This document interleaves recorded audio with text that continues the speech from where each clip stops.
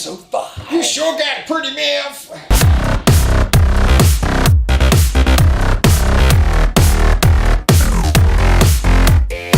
Welcome to episode 5. A new beginning.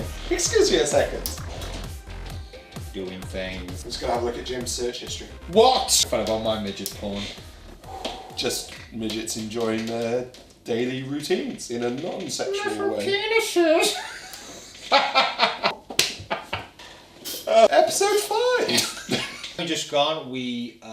I was DP for Tom Savoury's latest short film, And I came along too. which is part of the Emojis of Horror anthology, which we're putting together with another 15 filmmakers, including ourselves. Yes. So of course I was DP in it. Jim turned up with his sexy little camera, Yes. and And this is the behind the scenes. Morning, Jim. Jim, what are you doing? One sugar? And there he is, James Morrissey. What's up, people? We are on our way to Tom's house, the director of A Neighbour Calls. Gear is packed. I've had a coffee. There you go. You're welcome, Jim. When I'm not doing behind the scenes, if anybody needs a cuppa. Oh, There we go. I forgot the catering. And here we are. So that was a good day. Good day. Well done, everyone. There we go. Still waiting.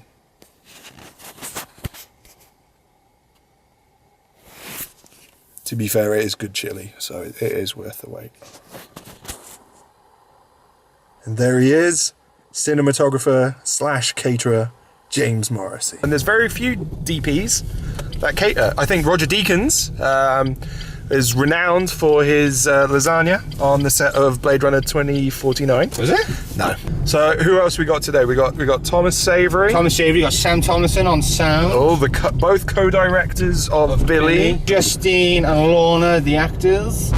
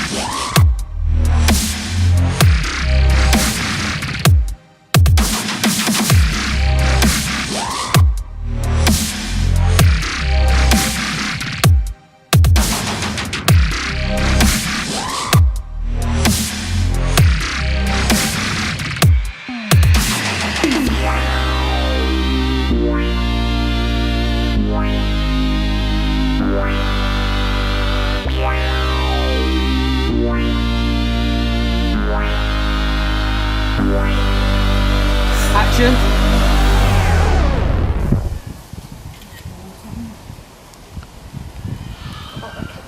Hashtag selfie. You. No, I took a photo You of Tom. I thought this silent was on. Hashtag set live.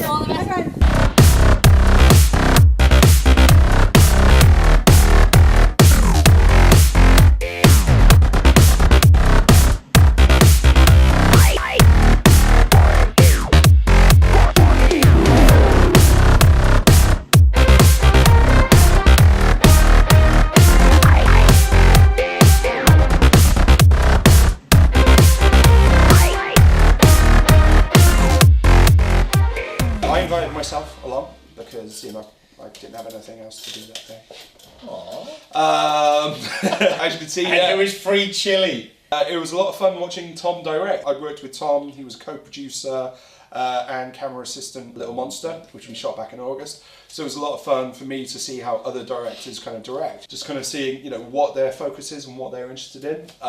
It was a nice, you know, smooth shoot. It was a chance for me to work with Justine Jones and Lorna Amy Sullivan again, who I'd worked with on a web series earlier in the year.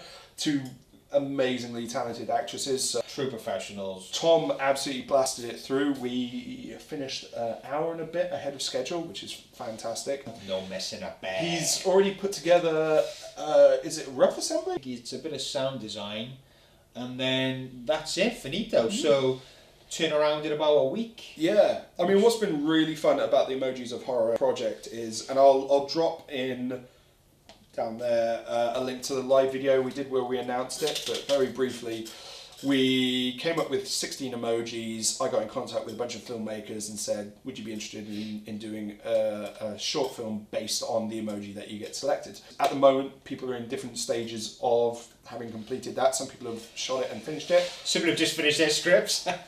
Yeah, some people got people to write their scripts. Thanks, Lucas. Yeah. Thanks, Lucas. What's been fun is how people have interpreted their emojis. Some of the other filmmakers have kind of sent me their scripts just for me to see in advance. They didn't have to, or the only thing I asked was that people let me know the synopsis of their idea, just A, to make sure it wasn't too similar to anything else anybody was doing, and B, that we weren't going to get sued for any reason. So it's been a lot of fun kind of seeing the ideas coming in and how people have interpreted it. Tom's idea again was kind of an interesting twist. He had like a pre-existing idea which actually matched up quite nicely with the emoji that he was given, so that worked out well. I got given the OK symbol, which is not an easy one to do. It's not an easy one to do. We had a few different ideas about what that could mean. But Lucas has absolutely cracked a brilliant idea, so looking forward to shooting that. Hopefully maybe shoot it December time. Okay. And this is the thing, I mean, Jim's basically ending up involved in most of the ones that are I just wait for the phone call. Yeah, just tell me where to be. It's your own fault, mate, being too talented. Jim, yes, has just finished his first draft. Yeah, my emoji was the tears. And again, you know, because it's horror, you think it'd be quite easy, but then it's almost a hindrance having too many ideas and trying to make them all work and then trying to condense it down to a short film. But yeah, the tears, I've just finished the first draft of the script. I'm going to send it over to Mr. Plumb here to have a little look. And thanks, then, Jim. Yeah, hopefully then to get that shot and done, hopefully before December. So shooting back to back, isn't it? Yeah, why not? It's kind of returning to short films because obviously, you know, the focus has been the past few years feature length. And I mean, obviously I still think in 90 minutes features are still where my head's at, but it's a lot of fun for me just to kind of focus on something which doesn't necessarily need to do the 3-act structure. And that's been kind of one of the things that's been exciting working with Lucas on the script, has been kind of going, the setup's great, but let's just absolutely ruin the ending because we don't need to do a traditional ending for this. So we'll see. It'll be an interesting thing to film. Again, Lucas is a really funny guy. It'll be fun to see what he's kind of brought to it. But yeah, looking forward to it. So keep an eye out for Emojis of Horror, and we'll drop in news on that as we go along. When we shoot Jim's. There'll be more behind the scenes stuff, I think. Yeah, absolutely. Films coming up. And yeah, like I say, it's for me, it's just a lot of fun to see what other filmmakers do with the genre, which was the original idea behind Emojis of Horror. A lot of the people I've approached don't necessarily work in horror a lot, but going back to the thing I said in the last episode is, that's sometimes interesting to see a non-horror guy tackle the horror genre and see what they bring to it. Was at Chapter Movie Maker last night and caught up with a few of the other people, including Dan Bailey. Dan Bailey, who's the first AD of Little Monster.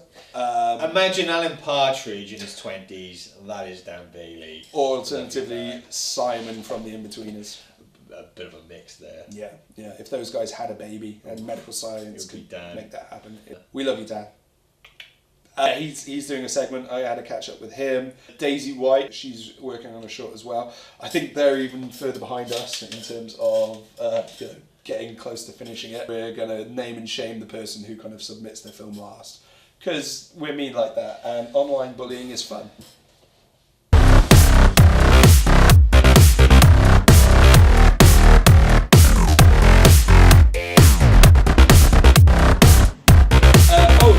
Suggestions for more educating Jim on my metal odyssey, let me know. I'm intrigued. I want to learn. I want to know about metal and the appeal of it. See you next week. Bye bye.